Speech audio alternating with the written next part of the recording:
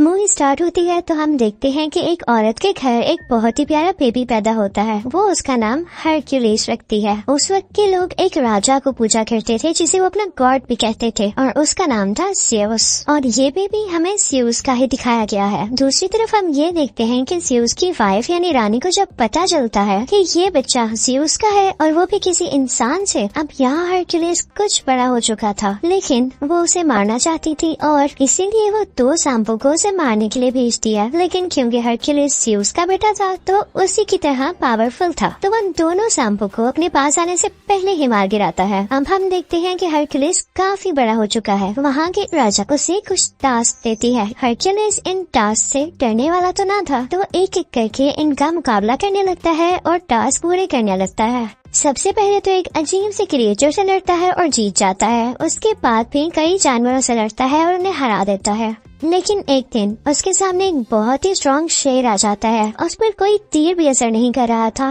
लेकिन हरक्यूलिस ने अपनी ताकत से उसे भी मार डाला। फिर हमें एक जगह दिखाई जाती है जहाँ पर कुछ लोगों ने एक लड़की को पूरी तरह से बांधा हुआ था। वो इनफैक्ट हरक्यूलिस का भांजा था। कि तभी हरक्यूलिस वहाँ पर आ जाता है और उन सब लोगों को मारकर अपने भांजे को बचा लेता है। फिर हम देखते हैं कि हरक्यूलिस एक जगह पर बैठा होता है तो दूसरे मुल्क के राजा की बेटी आती है और कहती है कि हमें तुम्हारी जरूरत है। वो कहती है कि हमारे खास लोगों ने ही हमारे साथ चीट किया है और हर तरफ लड़ाइयाँ हो रही हैं जिसकी वजह से लोग मारे जा रहे हैं। वहाँ हरक्यूलिस के साथ एक आदमी बैठा होता है तो वो कहता है कि बेबी हमारे पास वक्त नहीं, हाँ अगर तुम ज्यादा पैसे ऑफर करो तो हम जरूर आ सकते हैं। तो वो शहजादी उनसे कहती है कि जंग में लड़ना तो फखर की बात होती है। तो हरक्यूलिस उसे कहता है कि हमें हथियार बनाने के लिए पैसे भी तो चाहिए। तो वो शहजादी कहती है कि मेरे पापा यानी राजा बहुत अमीर है तो वो तुम्हें बहुत सारा सोना दे सकते हैं। तो हरक्यूलिस मान जाता है और उसके साथ उसके मुल्क आ जाता है। वहाँ पर एक बहुत बड़ा स्टैचू लगा होता है जो कि ज़ेउस की वाइफ का था। तो शहजादी हरक्यूलिस को बताती है कि ये 5 साल में बना। यहाँ पर कोई भी नहीं यकीन कर रहा था कि ये वाकई ज़ेउस का बेटा है, लेकिन उस शहजादी के बेटे के लिए हरक्यूलिस से कोई हीरो जैसा था। राजा उसे बताता है कि मेरे खास बंदे ने हमसे बगावत यानी चीट किया है और उसके बाद से पूरे मुल्क में लड़ाइयाँ चल रही हैं, इसलिए हमें तुम्हारी मदद की जरूरत है ताकि हम सब कुछ दोबारा ठीक कर सकें। वो उसे ये भी बताता है कि वो एक नॉर्मल इंसान नहीं है बल्कि वो एक जादूगर है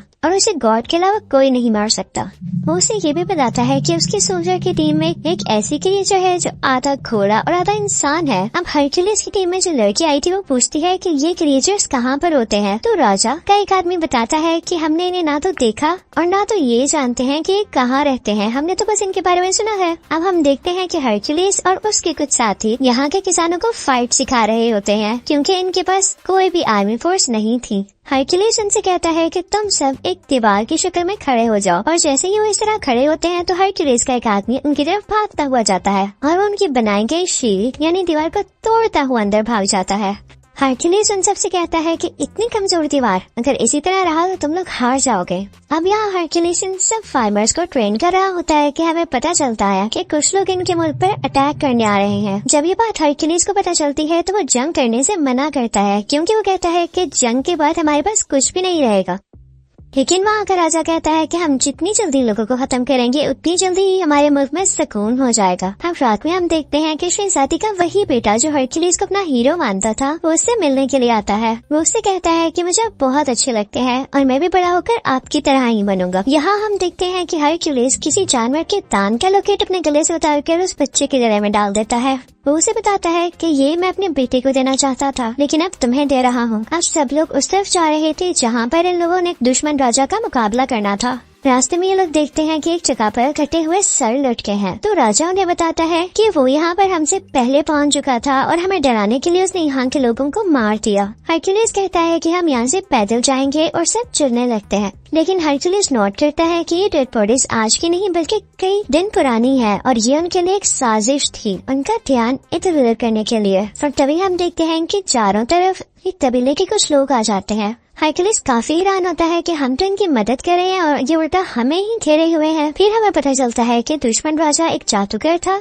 और वही इन लोगों के दिमाग को भी कंट्रोल किया करता था। यहाँ पर ये कबीले वाले हरक्यूलिस और उसकी टीम यानी साथियों पर हमला कर देते हैं। इन सब में बहुत लड़ाई होती है और हरक्यूलिस बहुत अच्छी तरह से इनका मुकाबला करता है और सबको मार गिराता है। अब यहाँ का राजा काफी परेशान हो जाता है क्योंकि उसके सिपाही मारे गए थे। हरक्यूलिस उसे कहता है कि मैंने तो आपसे पहले ही कहा था कि अभी ये सब ठीक नहीं है, मुझे अभी भी उनको कुछ सिखाना था। तो राजा उसकी बात मान लेता है। लेकिन हम देखते हैं कि हरक्यूलिस अब बहुत परेशान रहने लगा था और रातों को भी जागता था। वो ख्वाब देखता है कि उसकी फैमिली मर चुकी है और उसे अपने ख्वाब में 3 मुंह वाला क्रिएचर भी दिखाया जाता है। हरक्यूलिस के आदमियों में एक आदमी उससे कहता है कि यहाँ आने से पहले मैंने ऐसे क्रिएचर से बात की जो कि गॉड की बात सुनकर इंसानों तक पहुँचाती हैं और फ्यूचर के बारे में भी बताती हैं, और उन्होंने तुम्हारे बारे में ये कहा कि तुम्हें अपना इनकम्प्लीट काम पूरा करना होगा। लेकिन हरक्यूलिस बहुत परेशान था तो इस बात पर इतना ध्यान नहीं देता। हरक्यूलिस की एक बीवी और 3 बच्चे थे और उसके बच्चों को मार दिया गया था, जिसका कसूरवार भी उसे ठहराया गया और इसी वजह से उसे अपने मुल्क से भी निकाल दिया गया था। खैर, ये सब लोग दुश्मन राजा की तरफ पहुंच जाते हैं। देखने से तो ये लग रहा था कि जिन फार्मर्स को हरक्यूलिस ने थोड़ी बहुत लड़ाई सिखाई थी वो ठीक से लड़ नहीं सकेंगे और हार जाएंगे, लेकिन लकीली वो ये जंग जीत जाते हैं। फिर हम देखते हैं कि वो दुश्मन राजा हरक्यूलिस की तरफ बढ़ता है ताकि उसे मार सके। तो हरक्यूलिस फौरन से उसका घोड़ा गिराकर उससे कैद कर लेता है। कैद करने के बाद वो उसे राजा के पास ले जाता है। वो दुश्मन राजा कहता है कि तुमने मुझे बिला वजह कैद किया है, मैंने तुम्हारे मुल्क का कुछ नहीं बिगाड़ा। तो हरक्यूलिस कहता है कि अगर तुमने नहीं किया तो फिर किसने किया है? तो दुश्मन राजा उनसे कहता है कि तुम जरा खुद सोचो, जिस राजा के लिए तुम लड़ रहे हो अगर वो इतना ही अच्छा और ताकतवर है तो उसकी फौज उसके साथ क्यों नहीं है और उसे तुम्हारी की जरूरत पड़ रही है? तुम जिसके लिए लड़ रहे हो वो इंसान ठीक नहीं है। रात को एक इवेंट होता है जिसमें राजा के सर पर ताज रखा जाता है क्योंकि उसने हर जगह कब्जा जो कर लिया था। वहीं पर उसका दुश्मन राजा भी बंधा हुआ था। सब उस पर हंस रहे थे, लेकिन राजा की बेटी यानी शहजादी जब ये सब कुछ देखती है तो उसे बिल्कुल अच्छा नहीं लगता। उसे उस दुश्मन राजा पर बहुत तरस आता है। हरक्यूलिस ये सब कुछ देख रहा था तो शहजादी के पास जाकर पूछता है कि ऐसा क्यों है, तुम्हारी आंखों में उसके लिए रहम क्यों आया? जो सच है तो मुझे बता सकती हो। वो बताती है कि जिस मुल्क का ये राजा है वहाँ का राजा मेरा शौहर था, लेकिन मेरे बाप ने उसे जहर दी थी और खुद राजा बन गए, और ये राजा जिसे तुम लोग कैद करके लाए हो ये मेरे शौहर का खास आदमी था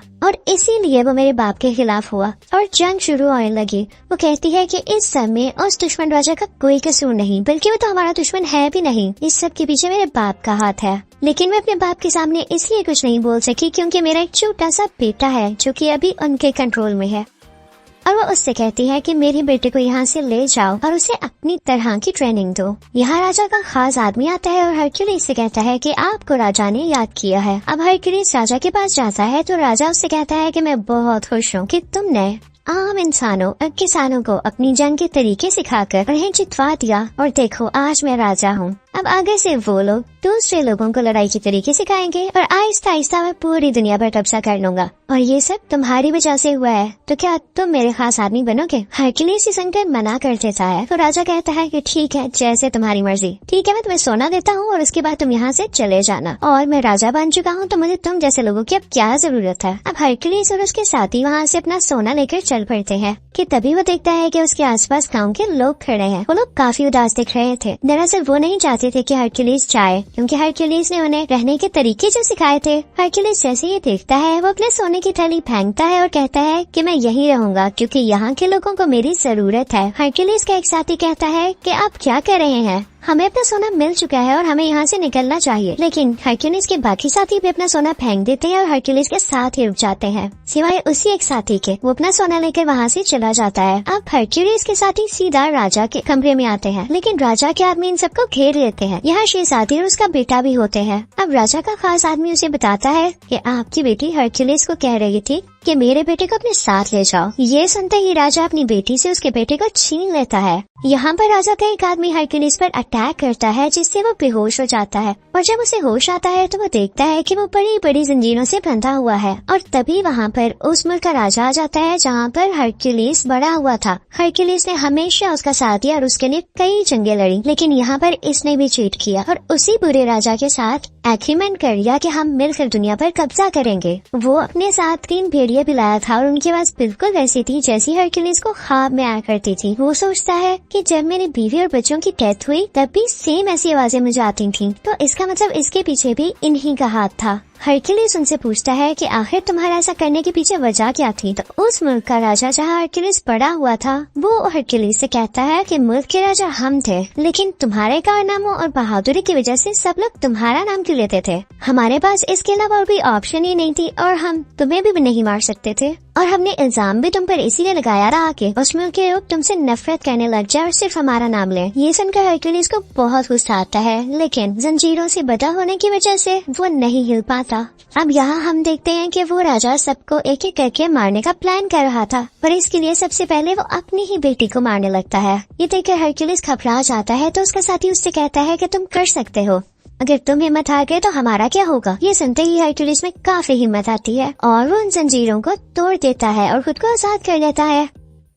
वो फौरन भागकर उसके साथी के पास जाता है और उसे बचा लेता है। अब वो 3 भेड़िए हरक्यूलिस की तरफ आते हैं और उस पर अटैक कर देते हैं, लेकिन हैरानी की बात यह है कि वो उन तीनों को मार देता है। वो अपने साथियों को और उस बेचारे राजा को, जिसको ये लोग दुश्मन समझ रहे थे, आजाद कर देता है। अब वो दोनों पूरे राजा यहाँ से भाग गए थे, लेकिन हरक्यूलिस किसी तरह से उस राजा को पकड़ लेता है जिसके मुल्क में वो बड़ा हुआ। वो उसे उसी की खंजर से मार देता है, बिल्कुल उसी तरह जैसे उसने इसकी फैमिली को मारा था। इसके बाद वो अपने साथियों को लेकर महल चला जाता है। वो देखता है कि राजा बहुत ज्यादा फौज के साथ खड़ा है और एक आदमी ने शहजादी की बेटी के गले पर खंजर रखा हुआ है। राजा हुक्म देता है कि इस बच्चे को मार दिया जाए, लेकिन तभी वो आदमी वहाँ पर आता है जो हरक्यूलिस का साथी था और सोना लेकर वहाँ से चला गया था। वो फौरन से तीर से उस आदमी को मार देता है जो कि उस बच्चे को मारने वाला था। वो सब उस छोटे बच्चे को बचा लेते हैं, लेकिन अब उस दुश्मन राजा की पूरी फौज इन पर अटैक करने लगती है। हरक्यूलिस भी बराबर इनका मुकाबला करता है। इसी दौरान हरक्यूलिस के एक साथी की डेथ हो जाती है क्योंकि वो बहुत जख्मी हो चुका था। अब उस राजा की बाकी फौज इनकी तरफ बढ़ रही थी, लेकिन हम देखते हैं कि हरक्यूलिस के आदमियों ने बिल्कुल वैसी ही दीवार यानी शील्ड बनाई हुई थी जिसको तोड़ना नामुमकिन था। हरक्यूलिस वहाँ पर देखता है कि ज़्यूस की वाइफ की वहाँ पर बहुत बड़ी स्टैचू है। जैसे ही उस राजा के सोल्जर्स ऊपर आ रहे होते हैं तो हरक्यूलिस उस स्टैचू को नीचे की तरफ गिरा देता है। वहाँ से सब सोल्जर्स वापस आना शुरू कर देते हैं। जब राजा ये सब देखता है तो अपने सोल्जर्स पर गुस्सा होता है कि जाओ हरक्यूलिस को मारो, लेकिन तभी स्टैचू उस पर आकर गिरता है और वो राजा मारा जाता है। और राजा के सब सोल्जर्स और बाकी सब लोग भी हरक्यूलिस की ये बहादुरी देखकर उसके सामने झुक जाते हैं। लोग अभी भी नहीं जानते थे कि ये वाकई से उसका बेटा है भी या नहीं, लेकिन ये जरूरी नहीं था क्योंकि वो इतना ज्यादा बहादुर और ताकतवर था कि इस चीज ने उसे आम लोगों से ऊपर कर दिया था। वो लोगों का ख्याल भी रखा करता था, इसीलिए सब लोग हरक्यूलिस की तारीफ करने लगे थे और यहीं पर कहानी की एंडिंग हो जाती है। Thank you for watching.